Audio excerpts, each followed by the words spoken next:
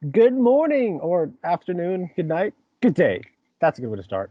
Um, Welcome back. If there's anyone still listening to this in the year of 2021, that's strange. Um, Today we are joined by Justin, me, that's Brian, and Connor. And Connor is going to kick us off with an actual question. So, what do you have? Okay, so I've been watching a lot of movies, playing a lot of video games, been stuck inside quite a bit, and I can't help thinking about the music. It's a huge part of both video games and movies, and we've talked about it a little bit before on the podcast, but I just want to know what your guys' thoughts are about when it works and when it doesn't, and what kind of effect the music can have on your overall experience with something like that. Yeah, definitely. Like I've always thought that like music is like half of the story. Like obviously like you have like the main visual masterpiece and like the what the characters are saying, how they're telling it and all that. But like I think music's telling the unspoken part of the story that like that we get in real life, but you can't get in the movie because you're not actually there, you know? So I think music kind of fills in those gaps, you know?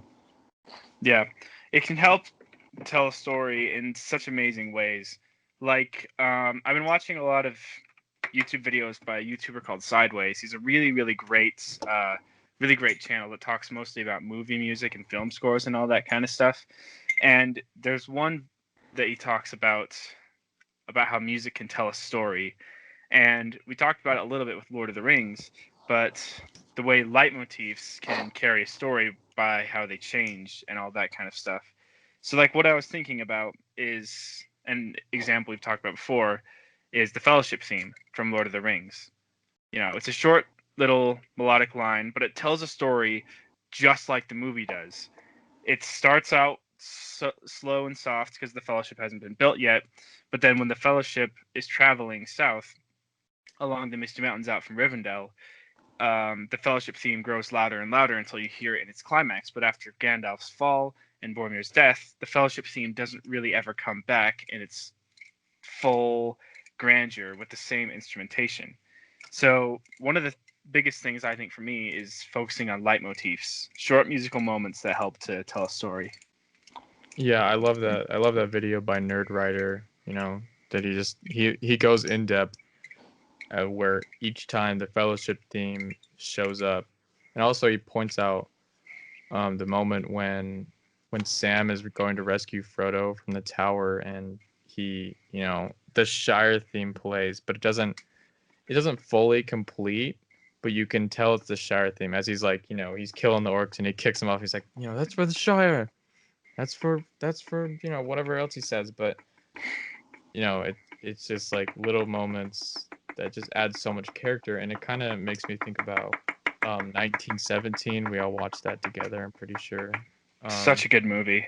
so good. And I think the one shot aspect of it, obviously it wasn't actually one shot, but it's made to look like one shot. And I tried to like watch the movie and think about how it would look without the one shot, and like it doesn't work the same. It's not the same. It's a gimmick, but it's also it adds to the story much, and even the music in that movie is great as well. But like Yeah, that's for kind of sure. what music does, is it just you can't imagine the movie without it. You can't imagine Star Wars without John Williams, or the Clone Wars without Kevin Kiner, or Lord of the Rings without Howard Shore and all that stuff. Yeah, I mean like I mean go back to like even Pirates of the Caribbean where like you can feel like well just like the love story between Will and Elizabeth, like you can feel that every single time. Like I think what like music does in a lot of those cases, I mean it just tells you what you're supposed to be feeling, you know? So like you have so many different cases like where just like it's showing their love story throughout the way. So you're like, oh, you know, like it I mean it makes it obvious what you're supposed to be feeling, you know? And so I think there's a lot of times where um I don't know, like there's some music that's just like I think for lack of a better term, I mean like look at Man of Steel. Um I don't know, even there though, there's a lot of times where like the music, I mean, I'm just talking about Hans Zimmer music in general where like there is a lot of the thematic stuff, But in some movies, gosh, I can't even think of any. Just like that, just a lot of movies where it's just intense for the sake of being intense, you know. Um, and that might be a little bit less communication on the director and um, the composer's part. But I think there's a lot of times where it's just like the only kind of feeling you're supposed to be feeling is epic. And I laugh about that because, you know, in D&D it's super hard because, you know, like you can't like get the right music or like program like try to get up no down. Like every once in a while you get the right soundtrack for exactly what's going on, but you don't really get to do that in D&D because, you know, a lot of the time all you got, okay, sad music, you know, or like intense music or just like epic music, you know, just because like that's all that you can get for the moment, you know, because you don't really know. But I think like the annoying thing is a lot of the times like directors they have the opportunity to get the right music for the moment because they know exactly what's going to go on. It's not D&D where you're just, oh no, guess this is happening, oh, we're moving all over the place, you know. They know exactly what's going to happen, and I feel like sometimes they don't get quite the right feel or communicate with the composer as much. Yeah, and you made a comment about coordination or something like that between the composer and the director. And I want to actually talk about Black Panther for a second. First of all, because Chadwick Boseman just passed away, which is really unfortunate. So I've really wanted to revisit that movie again. But I watched a video on that, and it said something about how the director and the composer had worked together on several different occasions and like a lot of different movies. And so when you get to Black Panther, they've already worked together, and they've given the composer, who is white, tons of time and resources to go and actually spend time in Africa to learn and to listen to music from the actual area. And he actually was able to write 3 hours of music for a movie that was only, I don't know, however long it was, 1 or 2 hours. Um, but shoot, I just lost my train of thought. Um, there's actually a really interesting blend of different sounds when it comes to Black Panther and Killmonger's themes, because with Black Panther you get a traditional African instrument called the talking drum, which speaks to his African heritage. You get some drums from a machine called an 808 or something like that, which has been really influential in the world of hip hop. And then you also get some of that European brass to kind of represent his king, like how he's a king, right? So I really like the way that Black Panther did its score because like all of the different aspects of the music speak to the different aspects of T'Challa's life. You get the African talking drum, you get the hip hop 808, and you get the royal brass. It's just such an amazing thing to, Well, and they actually gave, and because they actually gave the composer time to actually think about that and to blend those musical ideas together, that's why it turned out so good. yeah, and I love that because like I mean a lot of people criticized I mean Into the Spider-Verse for this too, for including a lot more like modern music with like the instrumentation as well. But I mean with the audience that you're telling it to today, you know, you can't I mean I think I love where they do that right. And they did that so well in Spider-Man Into the Spider-Verse, you Mm-hmm. know, incorporating like just newer songs by artists today, you know, that, like aren't just instrumental stuff, you know, because it Yeah, spoke to the audience with the story today that it's trying to tell. And they yeah. did a really good job of that in both of those movies. Now, and there's also an interesting idea when using pop music and modern music in film scores, because sometimes it works wonders, like in Guardians of the Galaxy or even Shrek. But Yeah. but no, I'm Wow, being you could use those two serious. in the same sentence. I'm being serious. Shrek did really well incorporating pop music, but So then yeah, you get okay, Shrek films 2 is like my favorite movie, like one of my favorite movies because of all like the references to other musical soundtracks in it. Like yeah, it's the best. but then you get films like Suicide Squad, which use pop music just for the sake of using popular music. And the reason why that doesn't work is because it's just pop music. There's no score, there's no like underlying tones and stuff. Like the reason that pop music can work is because it's used at moments where it doesn't hold a ton of weight. But with Shrek, it has a really great main theme that's used whenever something really, really important to like Shrek and Fiona's relationship is happening on screen. So the way pop music is used in films is that when it's a fun moment or an exciting moment, you're free to use pop music and it can help advance the story. But when it's really, really emotional and when it's the most important, that's when you should use like a traditional score because it just carries the weight so much better, but doesn't really detract from the film. Yeah, I think we should talk about Spider-Verse, Into the Spider-Verse. And also, you know, people listening or watching, keep in mind that we're recording this in September of 2020, but we're releasing it in 2021. So if we say anything that's out of date, that's why. But Yeah. Who knows where the world could be Spider-Verse, at that point? Seriously. I know.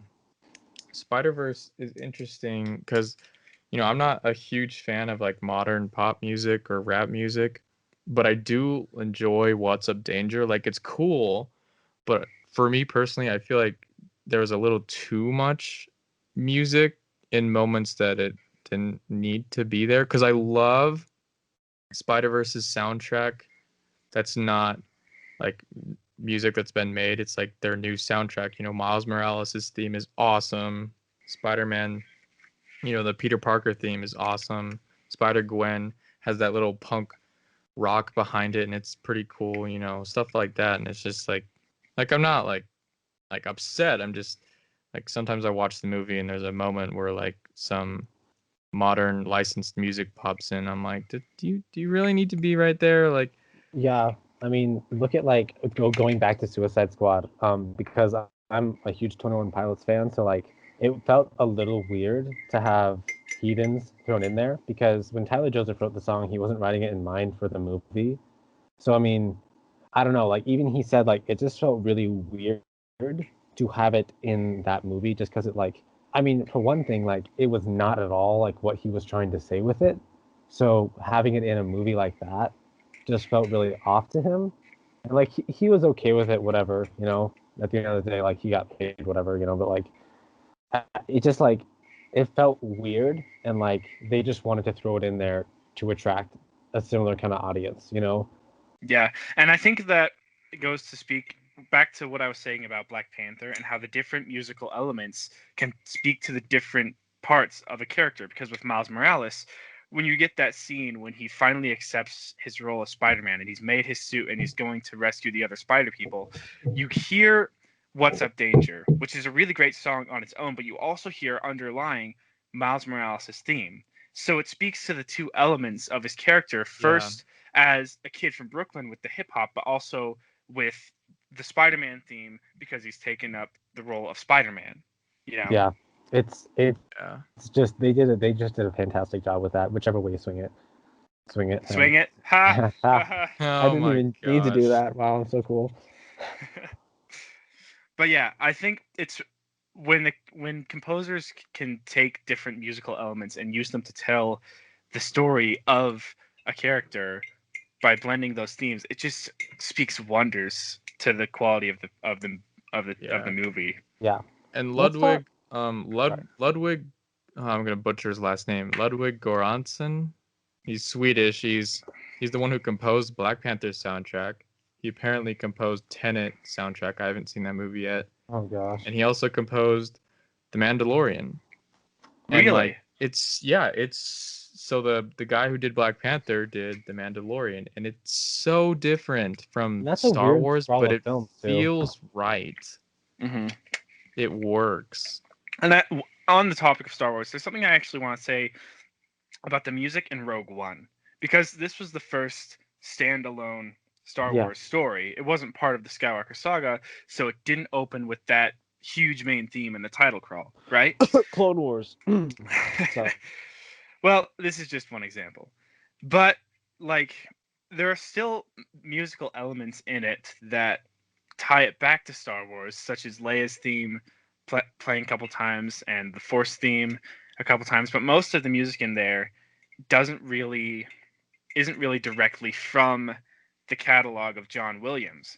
It was composed by a different composer. I can't exactly remember who at the moment, but I just really like Rogue One because like it ties into Star Wars but doesn't have the exact same feel as the Skywalker saga.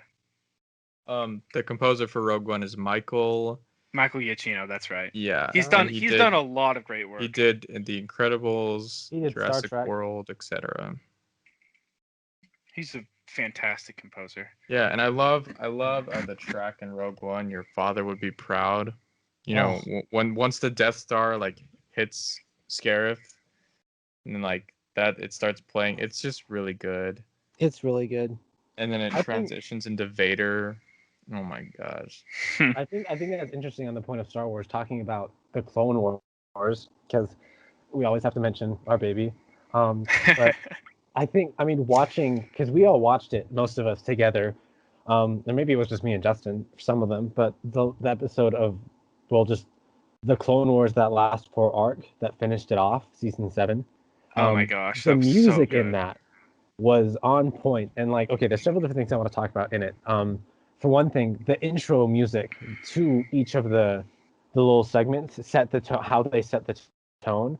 But I mean, even just a little, like when they're going into Mandalore, there's a moment where like you can almost hear TIE fighter chase, and it's almost, because it's not the same thing. And that's what I love about the composer, is like he wasn't trying to do the same thing, but he wanted it to have a similar feeling, not the same feeling, and not just like, steal and just, okay, throw it out there and it's the same thing, but he wanted to have the similar feeling, versus where in earlier in that episode, Anakin is pulling a Skywalker move, and he's got R2 waiting on the sidelines with his, like he does, and you can hear the exact same music from Jabba's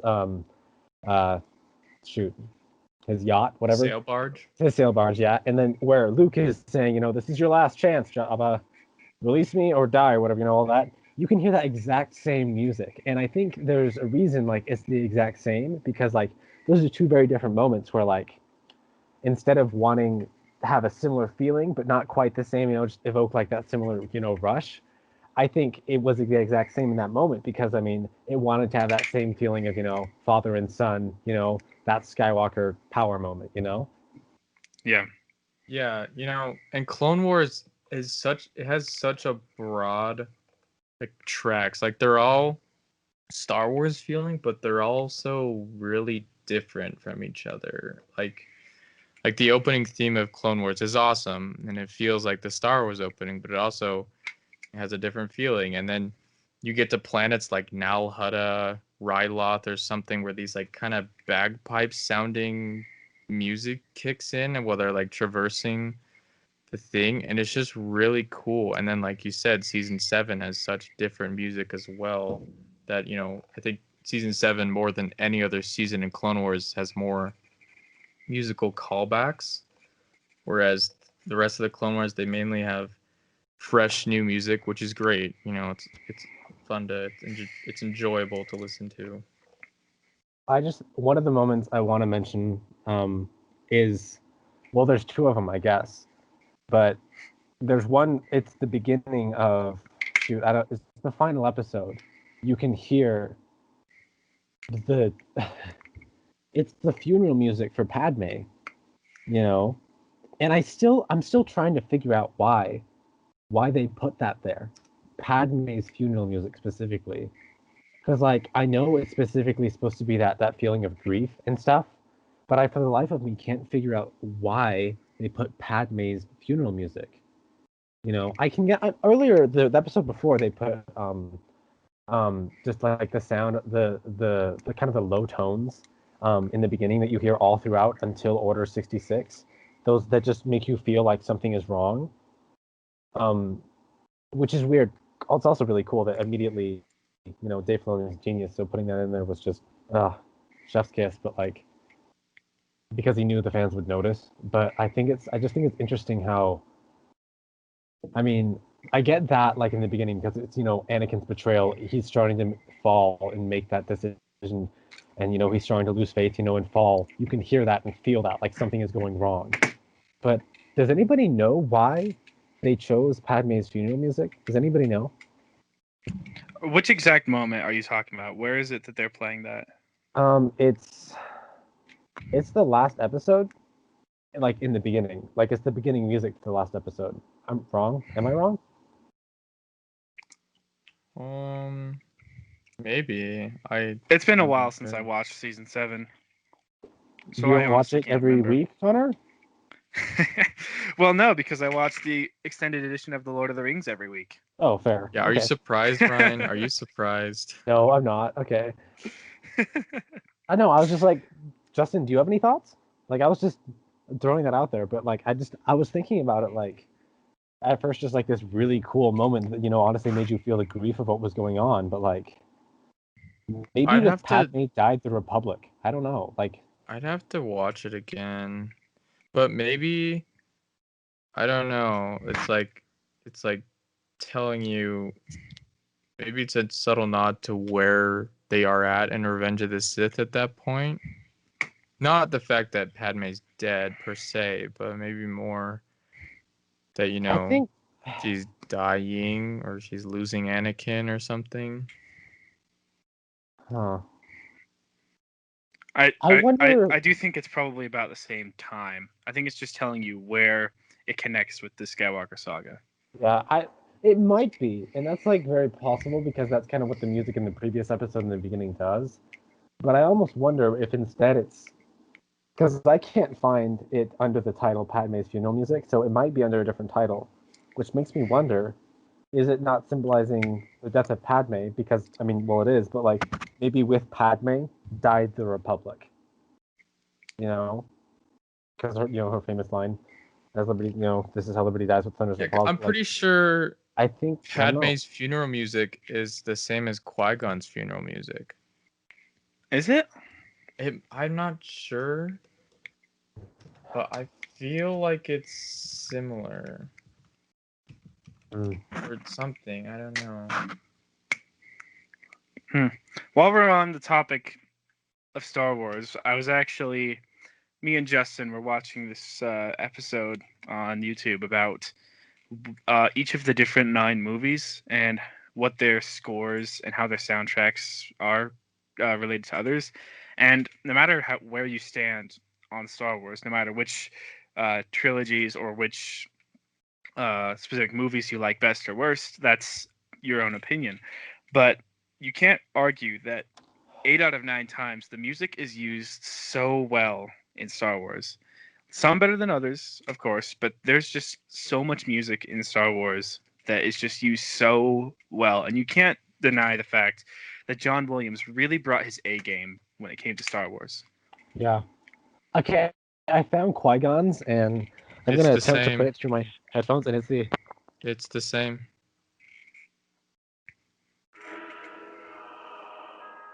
Yeah, don't get copyrighted.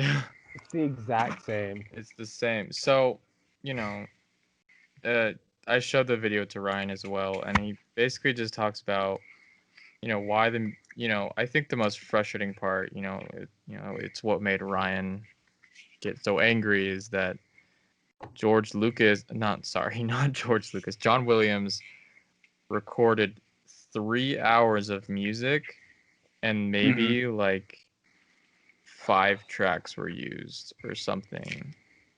And the rest of it was used as original trilogy pandering and Force theme overuse. Yeah, it feels like they had they had music for moments that John Williams wrote, and then they're just like, we don't want that, so Force theme, Force theme, Force theme, okay, yeah, Force theme. Like, what? Stop. I think it's honestly this. Sorry, I will always keep coming back to this because once again, George Lucas is a genius. But there's a video of him talking to a graduating class, where he describes the difference between finding the difference between joy and pleasure in your own life. And like I think the difference between them making those movies is like them putting just those soundtracks in just to like bring up a happy moment or like remember, oh hey, this is that, with a little bit of epic stuff happening. I think that's the pleasure that he was talking about because he was saying the difference between pleasure and joy is pleasure is the short lasting stuff that whatever just goes away quick, but joy is the small stuff, but that stays with you and keeps like staying with you, like the Gandalf quote. But I think when they did that, they were creating a very pleasurable experience, that was cool and fun and was cool to watch the first time. But after you watched it, you were like, wait, what? You I like think kind that's of why confused. people like I think that's why one of the reasons why people's opinions on the prequels are kind of changing, because when they were released and for a few years after, people thought of the prequels as like cringe. You know, they're terrible. Yeah, Bad totally. writing was all they could think about. But people, especially after the sequel trilogies were released, people have come back to the prequels with a more positive light, because there are some moments in there that are so good, and that's that joy you're talking about, that comes back to you, that stays with you, because as cool as the sequels might look, they're just not the same. It's not the same story. Yeah, and like, and not only are people coming back to the prequels after the sequels, but you know, the kids like us who grew up with the prequels are now on the internet and typing and saying, yeah, actually, I like these movies. You know, I think they're good. You know, I think the stories. I understand that the acting isn't. I mean, sorry, not the acting. The dialogue wasn't written great, but it's not that bad. And also, the music is awesome. The I don't know. story They is did a pretty awesome. good job of convincing us that they were awkward teenagers. Yeah. Yeah, sorry. I don't think the acting's bad. I think, the actors were given some stuff to work with that may have not been perfect, but it wasn't horrible. I mean, people, Yeah. like, this is a little off topic, but people just use such extreme words now. I hate this. It's horrible. It's the worst. It sucks. Like, and I We say can stuff talk like about that a how lot polarized too, fan but culture is later, but like, yeesh. like, holy crap. Like, it ruined my childhood or something. Like, oh, dude, like, Calm down. relax. Yeah. And I think you're like certain elements of a movie that are really, really good can get lost to you if all you focus on is how bad the movie is in general. You know, it's like that's what I was thinking about with The Last Jedi. There are many moments in The Last Jedi that I really just didn't like, and that's my opinion. I just didn't like the casino scene. I didn't like the code breaker and all this stuff. But there are some moments in The Last Jedi It's that are so just good. so good. You know, the light speed ramming, pretty much most of the third act, and Yeah. just a lot of moments with Luke are just so good. But people lose that because they're focused on how bad the movie is overall, and that's kind of Talking sad to me. talking about once again motifs. There, like you were saying earlier, there's one that the guy brought up from that YouTube series Sideways. Like I think shoot, where is it? It's Luke and Leia's theme that we Uh-huh. hear a little bit in Return of the Jedi. You know, where he's talking to her about their past. You know, you're my sister, and this is, what about your mother? You know, where he's talking to her all about that. And when the whatever force projection version of Luke is talking to Leia, Oh, you can hear, oh gosh, I didn't think I'd get emotional talking about it. That's weird, but you can hear Luke and Leia's theme, and I think That that was same so theme. genius because that's a beautiful use of the music to give the exact right feeling that you're supposed to be feeling. Yeah, and it's one that we don't hear very often. No, but even then, you still knew, and you still felt it just as like powerfully, you know. Until the and Rise of Skywalker, when it and Oh. ruins the dude, theme. Luke's death scene with the binary sunset. Oh my Mhm. goodness! Like Like, it worked. Like honestly, a lot of people hated it, but it worked and it felt right, you it know. makes me wish that we had more Luke in episode 7, because that moment would have resonated more with people if they understood why he was acting the way he was. And maybe I don't fully agree with the way they executed how he was acting, but I do like the idea behind where Mhm. Luke's at in this story. But man, like, and he sees like the suns, and then just like Obi-Wan, he just vanishes. Oh my gosh. Always looking to the sun. Oh my gosh. Oh, And I so also good. love when Luke's talking to Yoda when the tree's burning. Yeah. That's so good. And I love, like, there's a couple of like videos that are really well made on the internet just about like Star Wars, and there's one that is uh Before the Dark Times. You guys should check it out.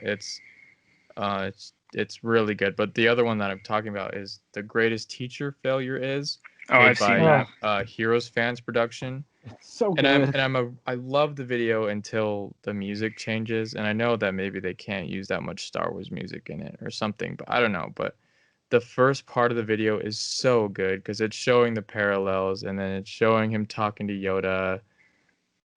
It's just so good. Just the way, like, if those videos are done well, they use the music right, it hits you, man. Can Yeah. we talk? Sorry, were you saying something? No. Can we talk about Lord of the Rings for a second? We're not going to talk about The Always. Hobbit, but we're gonna. Okay, if you've seen the Lord of the Rings reunion video, and I know Connor's watched this a billion times, but like especially, or if you've seen Lord of the Rings, the special features all over the place. I think it's really interesting the way that Howard Shore was on set. He was with every single like step of the way writing the music. Like with Peter Jackson, because they were working together to create the same feeling. Like there wasn't any miscommunication along the way. And if like, I just love how like he was there watching and he knew what music he was supposed to be writing. Uh-huh. And Instead of the music itself is just fantastic.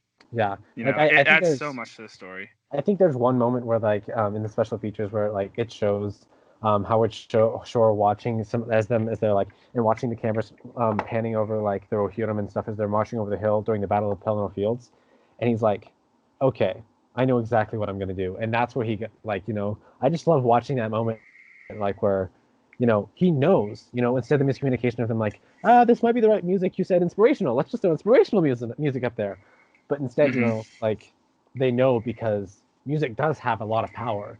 And so when it like I mean I don't know, I mean Connor, you played music for a long time, I play all kinds of music, so I mean music harkens to a part of our heart that like words often can't reach. So when I think you play so just disrespectfully and just playing around with like throwing music, especially to a story that can be so powerful, I don't know, that just feels disrespectful to me. Yeah, and there's something you said about like music hearkening to us at a deeper level. There's a concept with musicals, stage musicals, and like TV movie musicals. When the emotion becomes too powerful for words, you start singing, and when it becomes too emotional for singing, you start dancing. And that's kind of a really interesting concept because like music can make it so much more emotional than it could be if you were just talking. And some of my favorite sequences in all of film are ones that have no words at all, just music, like the opening to Up. Yeah, seriously. Like there's What just happened? I think Connor just died. Can we cue Padme's funeral scene? I don't want to get copyrighted. While he's dying, or whatever happened, I think he might have blown up. I think I realized. Is he live? I think I realized. I think I got it. Oh.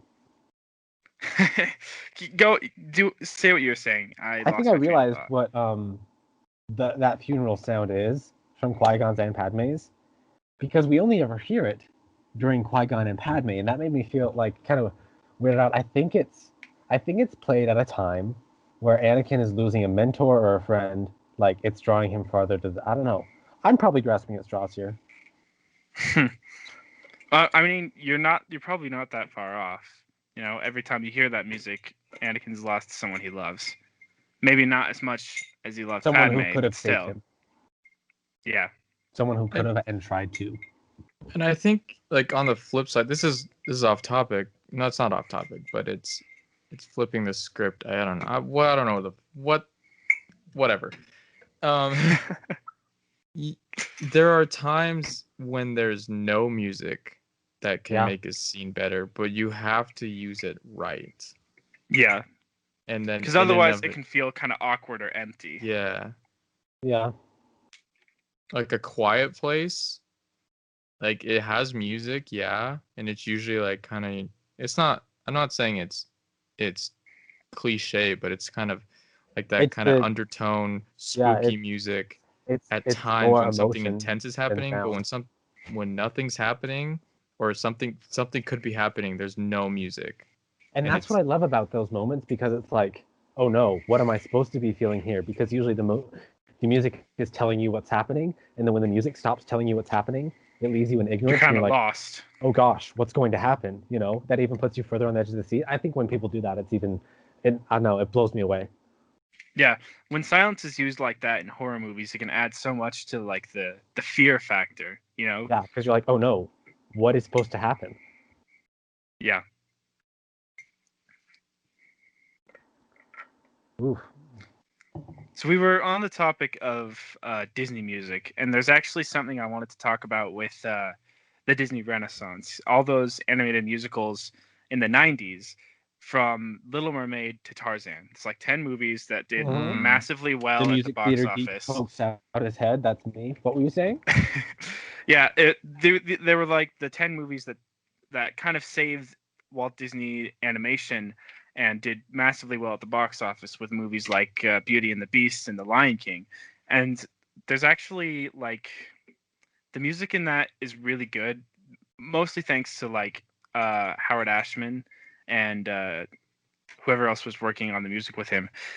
It was heavily inspired by stage musicals and like the Disney structure to those movies, like with having a hero's "I Want" song and having a villain song and all that stuff, goes to show that when they used the music right, their animation department came back with a fiery passion and kind of saved their animation department. Yeah, and like not just those movies, but like movies like Toy Story 2. Not Toy Story number 2, Toy Story 2 like TOO like as well. It might have been confusing. But like yeah, like Pixar and Disney just they do a really good job, and like you said, Disney it's more like a stage musical animated and more grand, but it's still animated. Like Beauty and the Beast could be a stage show, but also like I mean our school did it, but like watching the cartoon it's a different experience, and they're both good experiences for sure, but they're different. Mm-hmm. And there's actually an interesting discussion about Tarzan, which was the last movie in the Disney Renaissance. And it's different from all the other ones because none of the characters in it actually sing. It's just Phil Collins. Yeah. And a lot of people, I don't really necessarily agree, but a lot of people say that choice kind of killed the Disney Renaissance, which like the music in it is really, really good. Like Phil Collins did a really good job with the music, but it's like none of the characters sang, and it kind of took you out of the story in a way because there's a discussion about diegetic versus non-diegetic music, which what that means is diegetic music is music that you can hear in the movie that and the characters themselves can hear as well, where non-diegetic is just music that only us as the audience can hear while the characters in the movie can't hear it. And when the music is diegetic and the characters are actually singing, it adds so much more weight to the scene because like I said earlier, when the emotion of the scene became too emotional for words, they started singing, which helped you kind of connect with those characters. But when it's just Phil Collins's voice, you don't really see those characters expressing as much emotion, and so it really just feels a lot more disconnected. Yeah. I forget that because I'm honestly more familiar with the actual Tarzan musical that came after. So, I didn't realize that. Yeah, but it's a really, really interesting thing for me to think about that. Yeah, that's super whack. Sorry, that was a little bit of a tangent, but let's go back to Star Wars because I know How we really dare wanted you. to talk about Rise of Skywalker. Oh, did you now? I don't want to talk about it, but I also really I'm angry. I'm sad. I'm sad angry. I'm sangry. I just don't understand. Like, okay, so when Zori and Poe Dameron are on the rooftop talking, and Zori puts her helmet up. She's like, "Let's go to this place because we have a backstory for some reason." Like, like, oh, I'm in the third movie, but hey, look, we're giving character to Poe. I don't like. Like, man, they did his character dirty. But dude, the music that plays while they're talking is the music. So I recognize the music because in the Revenge of the Sith video game, that was the main menu music. Mhm. But it's a track. I think it's called Anakin Searches for His Mother. So the music that plays before he gets on the speeder and starts going towards his mother, and then Duel of the Fates plays while he's driving in the sand, which is awesome. It Oh my plays gosh, this Qui-Gon was music, there. and it's kind of Sorry. this like you it kind of I think it puts you into the mind of Anakin in that the music helps you feel what he's feeling. Just this kind of like he doesn't know what to feel. Like they've got some anger building. It's just this. It's kind of like a suspense music, and there was absolutely no reason for it to be there. Mhm. And Sideways says like, oh, there's no prequel music in the video, but like I'm respectfully. There's a little bit. I'm respectfully telling him that like there is a little bit, like that one track. Yeah. Yeah. The video was awesome. It was good, but Can I interject with a weird side tangent? sure. Go ahead. I'm just realizing, and this might be stretching it again, but on the string of music is supposed to make us feel similar feelings from before. Re-understanding after what Dave Filoni said, explaining Duel of the Fates. Why on earth would they choose Duel of the Fates for that speeder scene? And I think I know why now, because we hear Qui-Gon's voice later. It's literally the Fates battling. It's Qui-Gon, there, and like Anakin after the repercussions of Obi-Wan then becoming his master. It's Mhm. the fate unfolding out after the Duel of the Fates. It's also and Qui-Gon still fighting to try to save him in a different way after the fact, but like, ugh. It's also interesting how the first time we see Darth Maul, he's on a speeder on a desert planet. It kind of draws a parallel between Darth Maul and Anakin, who is straying further and further to the dark side. Yeah. And like, so you have this suspense music, and then he leaves on the speeder, and there's Duel of the Fates, and then he gets and he finds his mother, and then after his mother dies, and he's looking down and he's like shaking, and then he looks up, and then that other music starts playing. It just puts you in the mind of Anakin, because you can feel like the anger, not only from Hayden's awesome, like amazing performance, but also the music. Like at that point, Anakin was gone, and it told you that Anakin was gone. That was Vader at that point. I love it. And some of my favorite moments in all of the Clone Wars is when you can start to hear the slightest hints of Imperial March and like Vader's theme. Because those moments, Vader, they hint toward Vader, and it's so cool. And there's actually an interesting concept that's especially prevalent in Star Wars called contextual recontextualization, something like that. I don't remember exactly what, but it's how a theme can start off representing one thing and how it can kind of grow and evolve to represent another. And this is used really well in the original trilogy and even in the prequels. But when it comes to the sequels, it's kind of what made the music in Rise of Skywalker so like offsetting for us, because the Force theme started out as Obi-Wan Kenobi's theme, and it didn't represent the Force, it represented Obi-Wan Kenobi. But as it went along, you could hear it whenever anyone was using the Force, because Obi-Wan was really the only one we knew to use the light side of the Force before Yoda, right? Yeah. And with Binary Sunset, I'm not really sure if John Williams just got lucky, but like it evolved into the Force theme, even though that's not really what it was meant to represent, like the Imperial March, which started out to representing the whole Empire, but grew to represent just Darth Vader, because Darth Vader became so immensely popular at the time, right? Yeah. And so with that in mind, take that to Rise of Skywalker, how themes that meant something before, they bring them back so you can remember the good old days of the original trilogy, but and it makes you feel kind of ruins what the why? themes actually meant.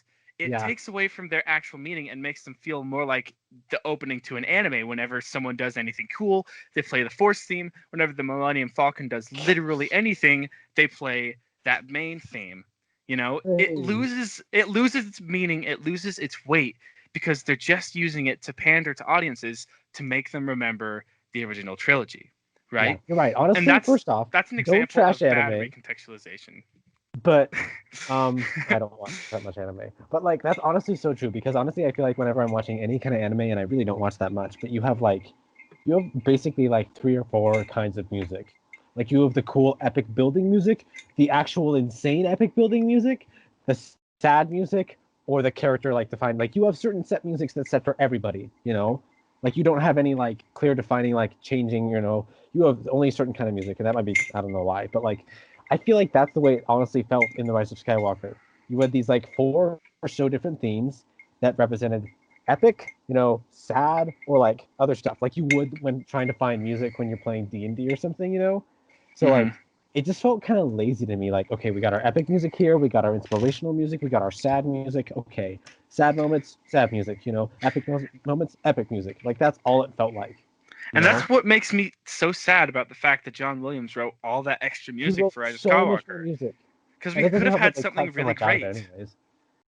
Yeah, They we cut could have so had many something. things that he wrote original music for out, and that could be part of it. But just You know, we were talking about the Imperial March and like how it's kind of become, you know, related to Darth Vader and how it transitioned, you know, it's used in Anakin's theme, you know, young Anakin's theme.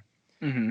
And I find it interesting in the Battlefront games. So in the original Battlefront 2, the Imperial March is not what plays when you're playing as Darth Vader. When you are playing as Darth Vader, it is playing the Battle of Heroes, Anakin vs. Obi-Wan, like a mashup of that, and also it's using some unused parts of that music.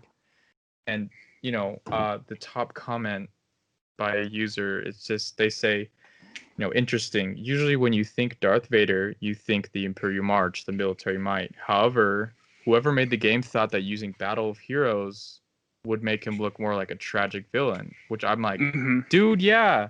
And this is not trashing on the new Battlefront 2, because obviously Imperial March is related to Darth Vader. So in Battlefront 2, the new one, 2017, Anakin's theme, they used to, in the old Battlefront 2, it would play the theme throughout the amount of time you were playing the hero. So I always loved playing as Vader on the Tantive V4, and I would turn the sound effects down because they were so flippin' loud, and I would just like, you know, having Battle of Heroes play while you're Darth Vader and you're just throwing your lightsaber and choking rebels. Like, I know it sounds morbid, but it's awesome.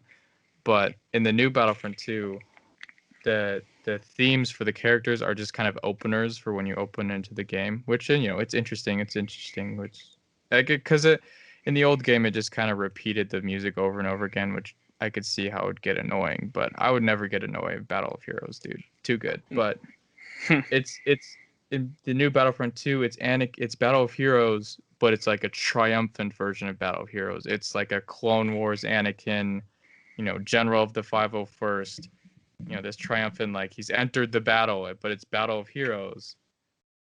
I forget what Obi-Wan says, but, you know, obviously Darth Vader says the Imperial March, and Anakin's death music is when he's looking into the camera and, you know, there's a tear and he's on Mustafar after he just killed the Separatists. That kind of the end of Anakin's dark deeds is his death music.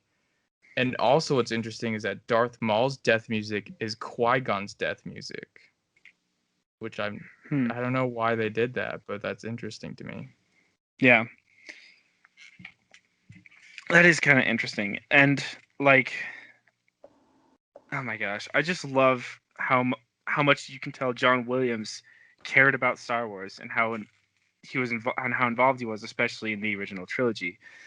And it really is sad to me that not a lot of that prequel music was referenced again in the sequels. You know, how we didn't really get much of Duel of the Fates or Battle of Heroes, some fan favorite tracks from Star Wars that just didn't show up in the sequel trilogy, which is kind of sad to me. The Duel of the Fates, the new one that John Williams wrote, a new mix-up version that would have actually been new with a different feel, but like this, why? And the sad thing is, they had so much potential, especially in The Force Awakens. There were so many themes that were introduced that really could have been used to work wonders, like Rey's theme and how Kylo Ren's theme was just the end of the Emperor's theme. They had a lot to work with, but it just fell flat on its face when it came to Rise of Skywalker. And it makes me so mad because not only did they have so much potential, they just pandered to original trilogy fans and ruined not only the potential they had built up with these new movies, but also all of the music prior. You're starting to sound like getting just as angry as the Yeah, guy in that video. I remember Sideways when he got really angry. That was funny.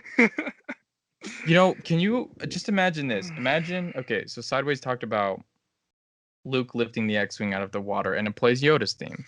And I didn't, like, have a huge problem with that. Like, I thought it was, like, kind of nice. But can you imagine if Rey, you know, she's on the island and she's just feeling alone. Like, there's these Force ghosts talking to her, sure, but they can't, like, do anything. Well, maybe they can, like, no one knows, but maybe they're not supposed to intervene because of the law of the universe or something. So she's there and she's feeling alone and she's talking to Luke and she's like, you know, I can't do this alone. And then, you know, Luke's like, you'll never be alone. And then Yoda appears and him and Luke lift the X-Wing. Can you imagine that? And then it plays Yoda's theme. And then you're like, okay. And maybe it could have been like a blend of Yoda's and the Force theme, which is kind of Luke's theme. I don't know. I think that's what it was originally intended to be. It was originally intended to be Luke's theme. Because he's the hero. It's the hero's theme. That's what the main theme of Star Wars has grown to represent. But because of how iconic the title crawl became, they reused it for the prequels, so it recontextualized to represent kind of all of Star Wars, right?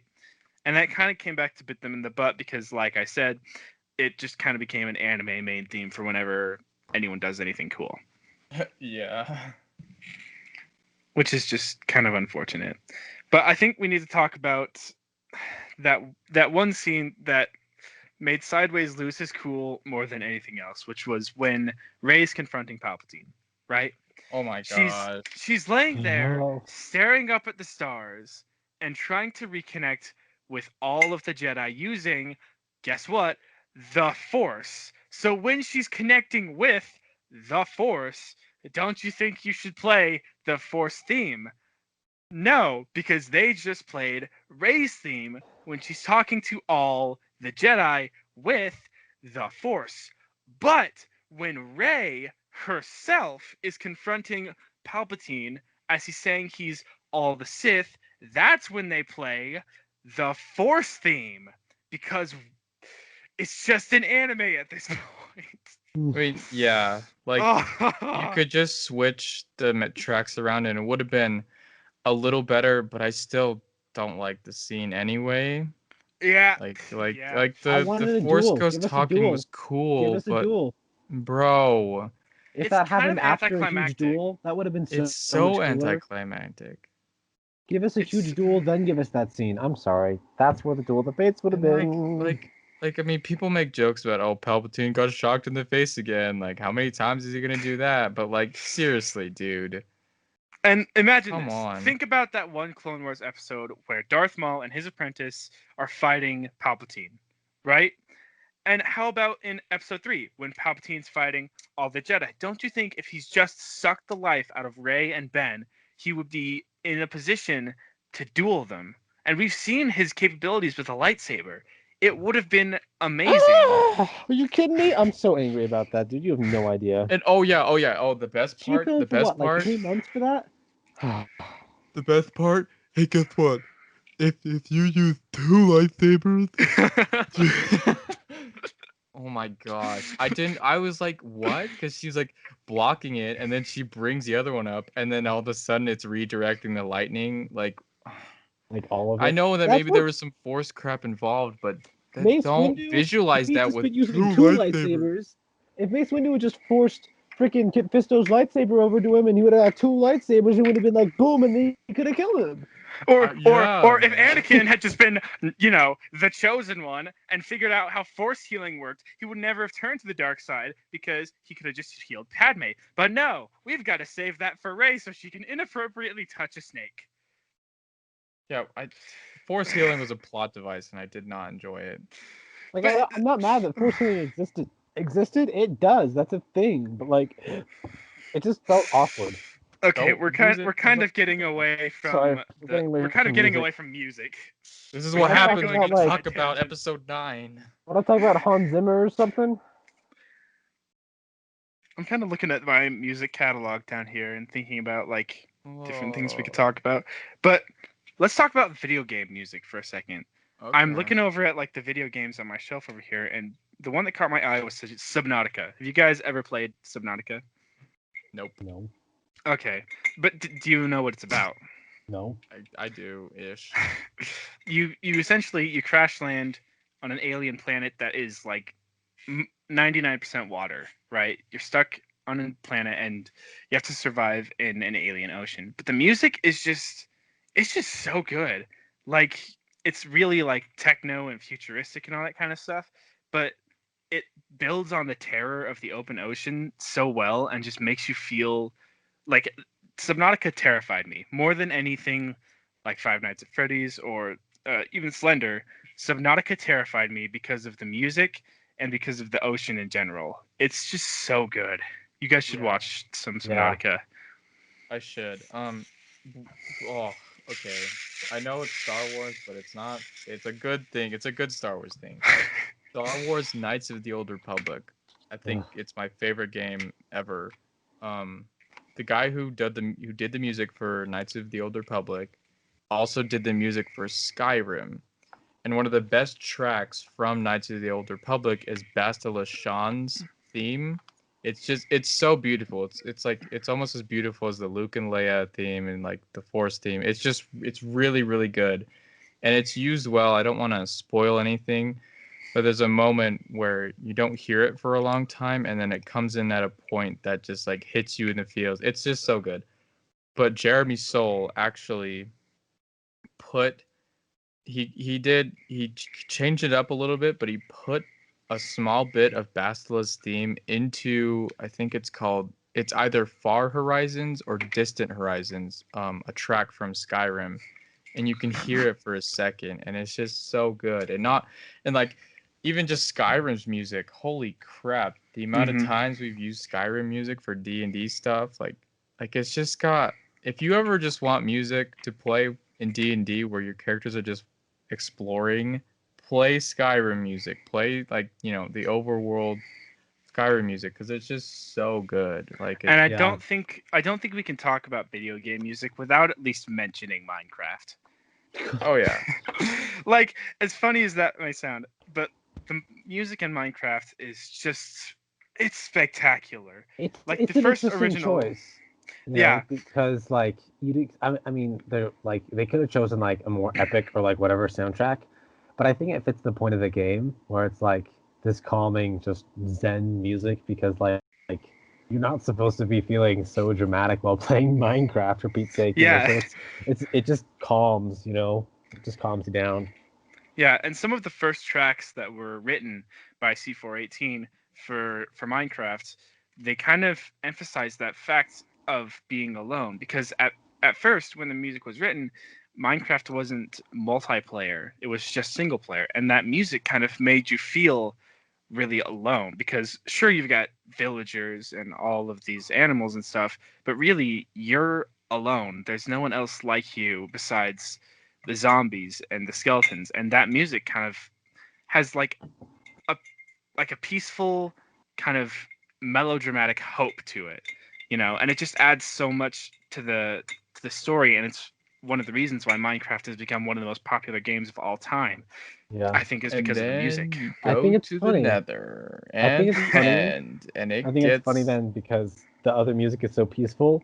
We're all terrified of the sound of a zombie or a spider, especially a cave spider. Like it's not that scary of a sound, but because Minecraft's sound in general is calm, the other sounds that maybe even just a little bit scary just go, oh gosh, it's fear Hmm. like no man has ever cave experienced. sounds. Yeah, cave sounds. Exactly. Cave No, sounds are spook. cave The sounds. Nether, the Nether and the end music is just kind of like despair. Like it's just like, okay, well, this is Yeah, happening. but Oh my gosh, there's some video games that have such great music. It's incredible how Minecraft uses its music. There's like a 30-minute video on each of the tracks on YouTube. I can't remember who it's by, but like it's just so good. Yeah. Trying to think of other. Oh, Halo. Ooh, Oh, Halo, baby. Halo. Oh, the main Da, da, da, theme. da. Yeah. Da, da, da. Yes. Oh. If you Oh my if you gosh, ever it's need a so track cool. for a sci-fi game with a power suit, that's the way. That's the way to go. Like, oh my gosh.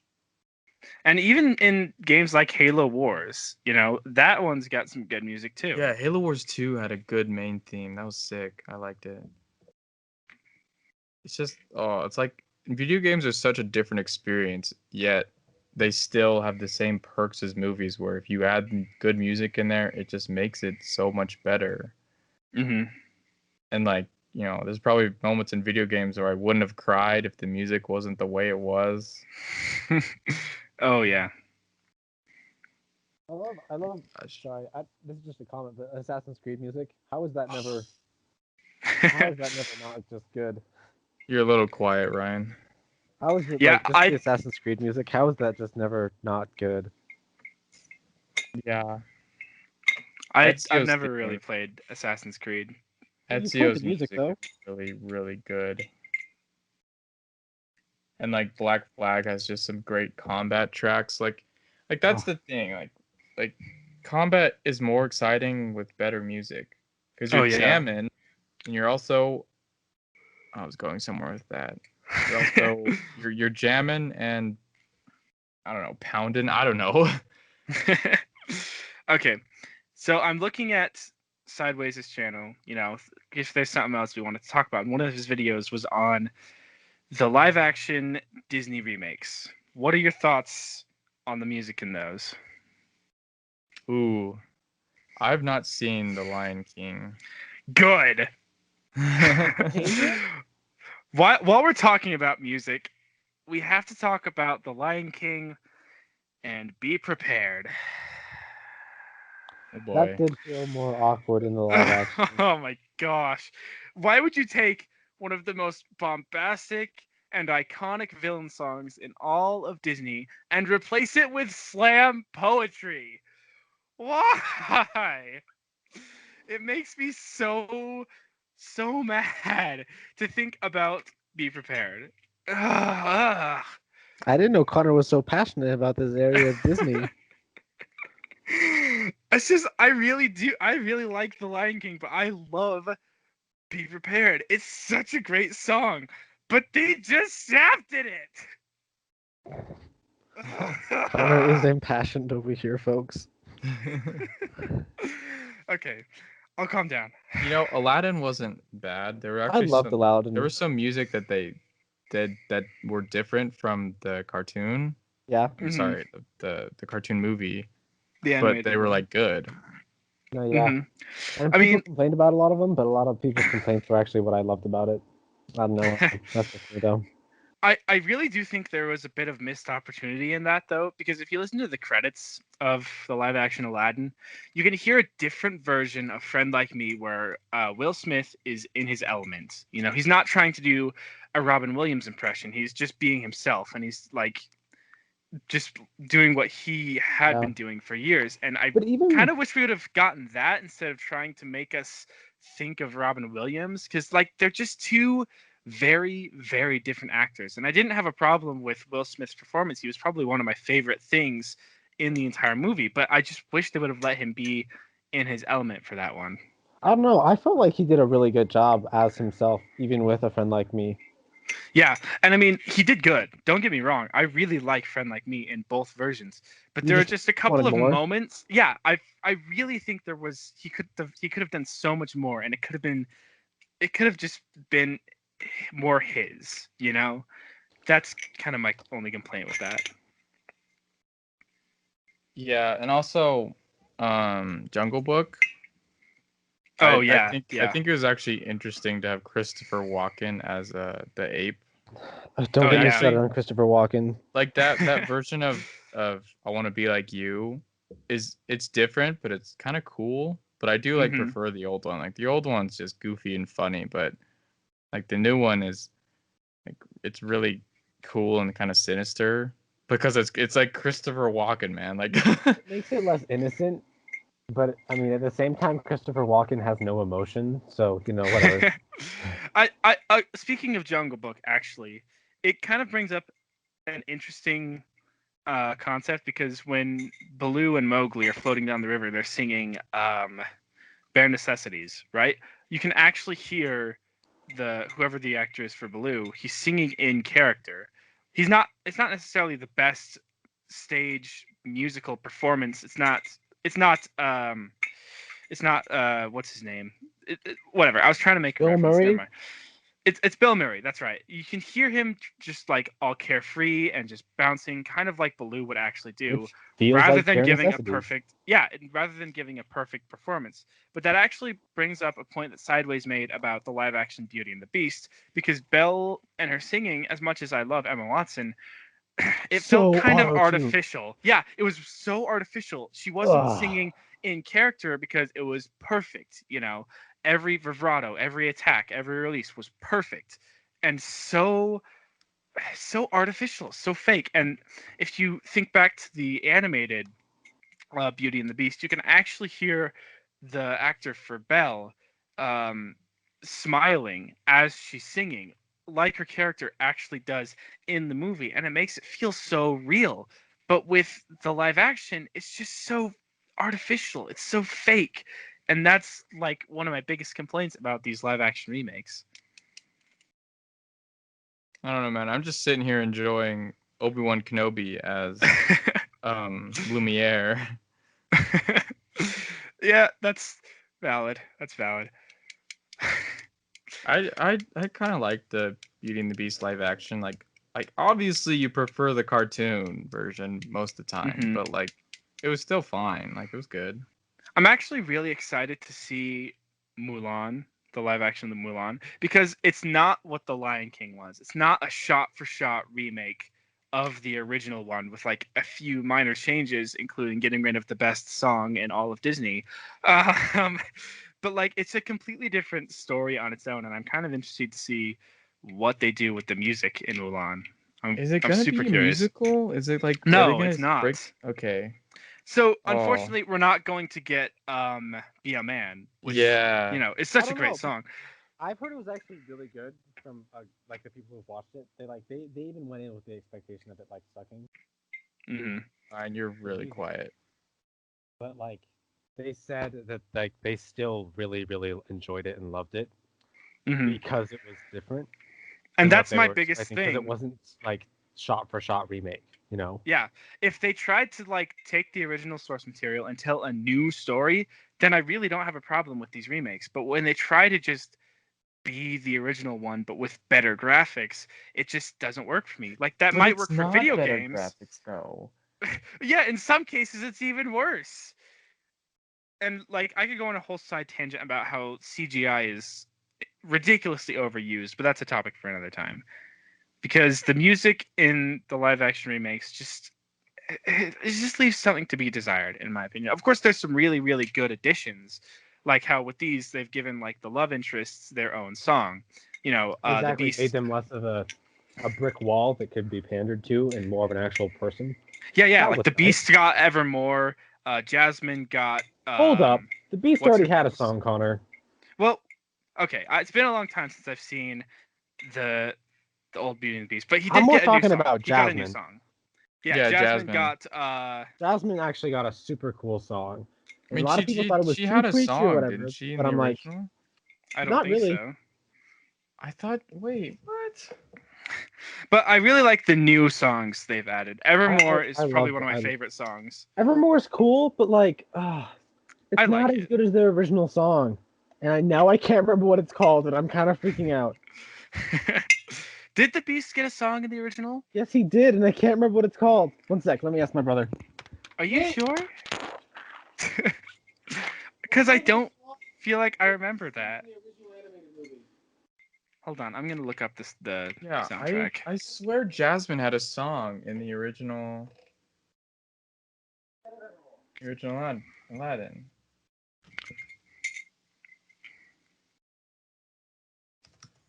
I thought. Wait, yeah, she. It's the same name. It's Speechless. Like it's the same. Oh, Speechless. That's what it's called. Yeah, Oh no, wait, I'm no. looking at. They just dubbed it over. Oh, never mind. Yeah, no, What? I'm looking at the soundtrack So, for give us the one sec. The 1991 research Beauty queen. and the Beast. I'm looking at the original soundtrack for Beauty and the Beast from 1991. You've got Belle, If which I is the can't love opening her. song. I don't see that in the soundtrack. Doesn't Jasmine start a whole new world though? Maybe she does. No, he doesn't. This might actually be from the musical, because, whoops, I blurred those lines a lot. Yeah, I think One that's sec. what you're thinking of. I think it's from the musical, and it's If I Can't Love Her. Yeah, So, that's not whatever. in the animated version. All right, So- well, hooray for Beast. Yeah, but that was my point I was trying to make, is that the love interests got their own song, which is really good. That's cool. Yeah, that's cool. Oh, sorry, but If I Can't Love Her is so good. I'm mad that, like, now I'm remembering how mad I was when they didn't include this. Oh, gosh. It's so good. It's a problem. There's actually an interesting, now that we're talking about both the musicals, the stage musicals that were adapted after the original animated versions, The Lion King is actually, there's a stage musical of The Lion King, and it's one of the most successful musicals of all time. And now I'm wondering, like, what they could have done with the live action Lion King if they had taken the music from that stage musical, which I've never seen but I've heard is good, Oh, and I've seen used it. it in the It's so good. live action movie instead of just shafting Be Prepared, which I promise I'll stop talking about. I'm just so mad. I love a lot of the live action musicals that came after. Like, Yeah. I don't think there's one for the Jungle Book, but like the one for Tarzan is, I can't help but cry with that song every time. And there's a lot of like backstory with the theater stuff watching it, but like, gosh, I don't know. Sorry, Yeah, that's a really good side tangent. I've never seen those, but I've heard they're good. Yeah. But yeah, on the topic of music, I would definitely recommend Sideways to anyone. He's a really good YouTuber, but I don't feel like he gets the recognition he deserves. Yeah, and also watch Nerd Writer's video about the Lord of the Rings music, because it's really good. Okay, I have a weird thing that I want to talk about. In like searching for music in D&D, I came across this track that actually an orchestra director had introduced to me. And it comes across the idea of phrenology.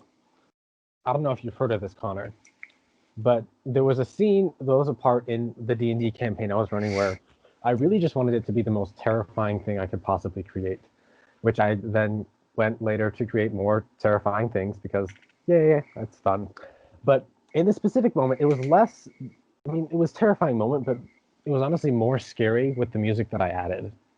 Because the music was this piece of phonology, which is actually where there's, I think, in this particular piece, there was around 52 different stringed instruments that kept going in and out and playing these really contrasting notes all over the place, and even downtuning and uptuning all over the place. But the guy who wrote it actually was talking to a bunch of people who had survived the bombing of Hiroshima, and so it was the sound of what they heard and felt.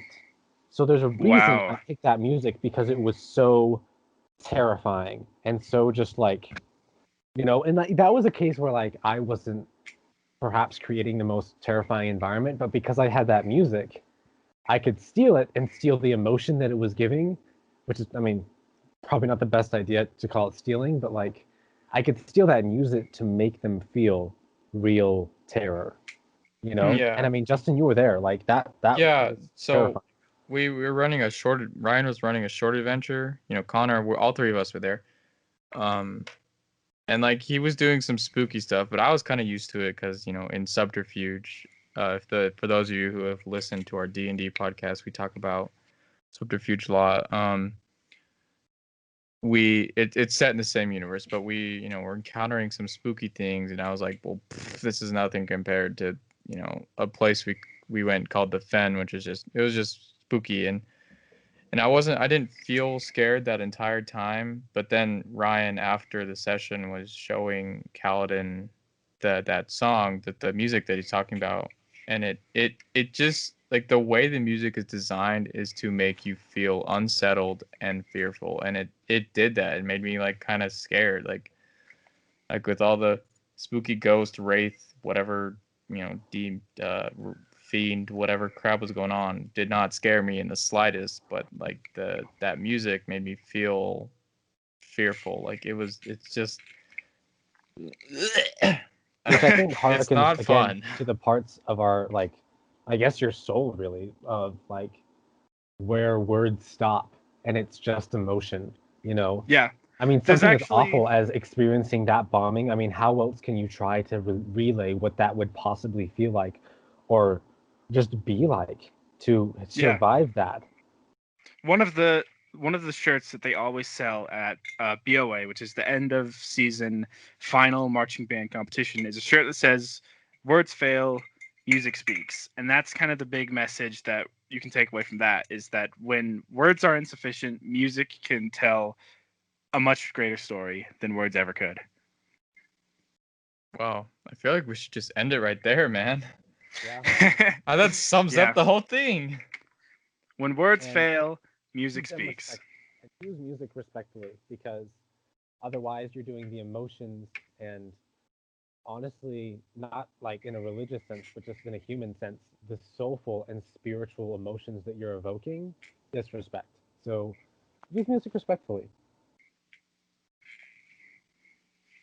Wow. All right, I think that's a perfect place to end. Very cool. Cool. Well, see you So next time, yeah, unless the moon blows up.